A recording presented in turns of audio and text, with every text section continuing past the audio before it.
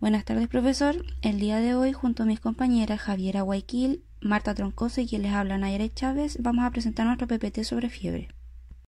Para iniciar vamos a aclarar algunos conceptos.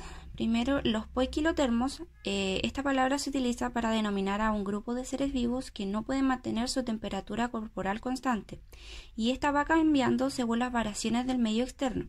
Es por esto que son conocidos como los animales de sangre fría. Y los homeotermos son seres vivos que pueden mantener la temperatura interna o central constante independiente del medio externo. Nosotros nos encontramos en este grupo. La variación circadiana hace referencia a que la temperatura corporal disminuye durante la noche, llegando a su nivel mínimo alrededor de las 6 de la mañana, y durante el día esta temperatura va aumentando hasta alcanzar su nivel máximo entre las 6 y 7 de la tarde. Continuando con la temperatura corporal, esta temperatura es una medida de la capacidad del organismo de generar y eliminar el calor. Esta temperatura se divide en dos. Primero está la temperatura central. Es la temperatura interna conocida como la temperatura del núcleo del cuerpo. Esta se mantiene en un constante de 37 grados Celsius en los órganos vitales. No es influenciable por la temperatura del medio exterior y se registra por medio de catéteres especiales como el de Swan-Ganz. Pero tomar el registro de esta temperatura utiliza métodos muy invasivos, por lo que se usan solo en casos clínicos específicos. Y también encontramos la temperatura periférica. Esta temperatura es menor a la central y sí es influenciable por el medio exterior y por el grado de perfusión de la piel, como la vasoconstricción o vasodilatación por un shock de calor. Existen dos métodos encargados de la regulación de la temperatura del organismo. Iniciemos con la termogénesis. Este es el proceso encargado de producir el calor en el organismo. Este se puede producir por dos formas. Primero, de forma física, es la vía más rápida, se produce por un aumento de la actividad muscular, como la vasoconstricción, el descenso del flujo sanguíneo periféricos y la lipólisis de la grasa parda. Y también encontramos de forma química. Esta es una vía más lenta, se produce por el metabolismo humoral y aquí actúa la tiroides, la progesterona, los glucocorticoides, el glucagón, la adrenalina y la noradrenalina. Estas son liberadas en periodos de frío para generar calor. Y luego encontramos la termólisis. Este es un proceso encargado de generar una pérdida de calor en el organismo. Y este se puede liberar por medio de cuatro formas. El primero es la conducción. Este libera o transmite el calor por contacto físico. Luego encontramos la convección. Este transfiere el calor por movimientos de un gas, como por ejemplo abanicarse o esparcir líquido alrededor del cuerpo. También encontramos la radiación. Este se transfiere entre objetos sin contacto y es el principal método de eliminación de calor en reposo. Y por último encontramos la evaporación. Este es el encargado de eliminar el calor por medio del sudor para evitar el sobrecalentamiento corporal. Y luego llegamos a la regulación de la temperatura corporal. El encargado de regular la temperatura corporal es el hipotálamo y se divide en dos áreas. Primero está el hipotálamo anterior. Este inicia la reacción que conduce a la pérdida de calor, regulando el exceso de calor. En otras palabras, la termólisis. Y también encontramos el hipotálamo posterior. Este es el encargado de generar y mantener la temperatura por medio de la termogénesis. Los mecanismos del hipotálamo anterior se activan por el calor.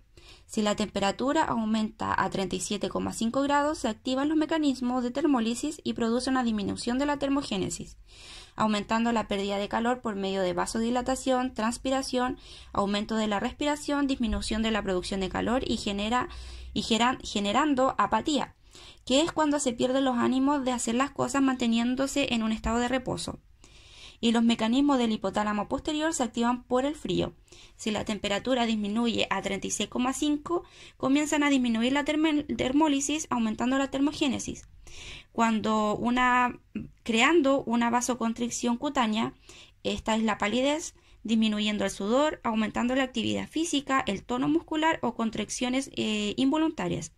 Y en casos de frío más extremos puede producir temblores o tiritor intenso, que en algunas ocasiones se puede volver difícil de controlar. Síndrome febril.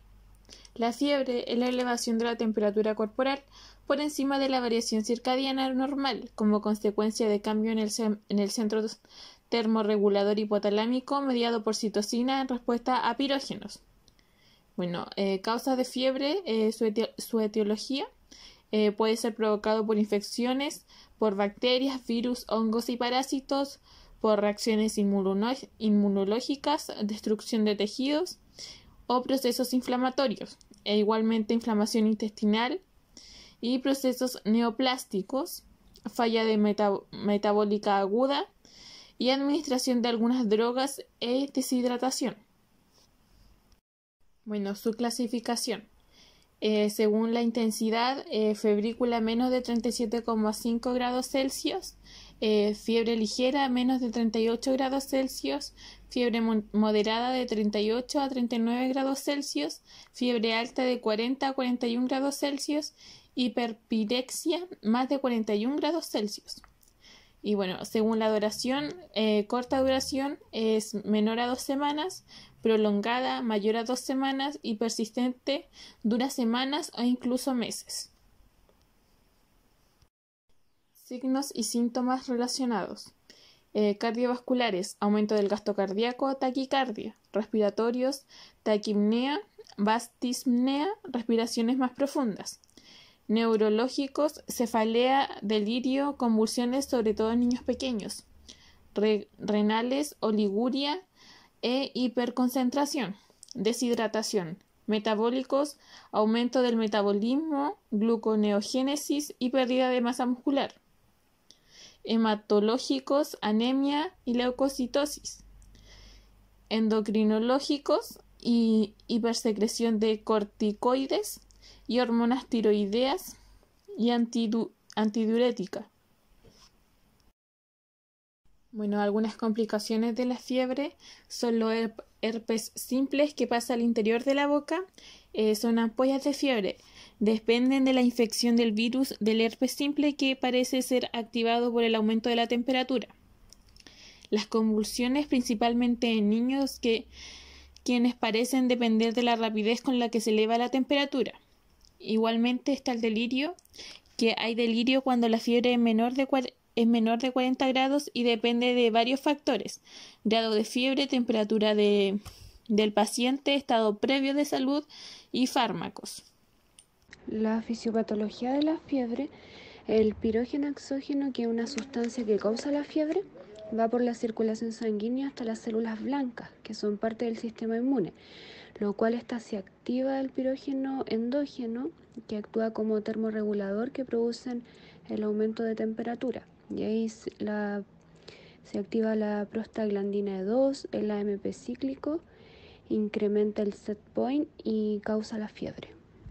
Los efectos de la fiebre, en primer lugar, es que aumenta la quimiotaxis, aumenta la actividad oxidativa, inhibe los microorganismos, aumenta la velocidad de los macrófagos y monocitos y, por último, favorece la proliferación de células del sistema inmune. Las fases de la fiebre se puede dividir en 3 partes: en prodrómica o de preparación, la cual aumenta la termogénesis, disminuye la termólisis; en estacionaria o de estado, la cual la termogénesis y la termólisis están iguales; y la de efervescencia o declinación, en la cual aumenta la termólisis y disminuye la termogénesis. El FOD es la fiebre de origen desconocido.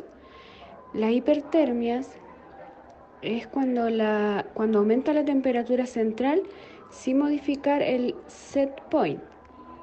Y la hipotermia es cuando la temperatura es inferior a los 35 grados Celsius.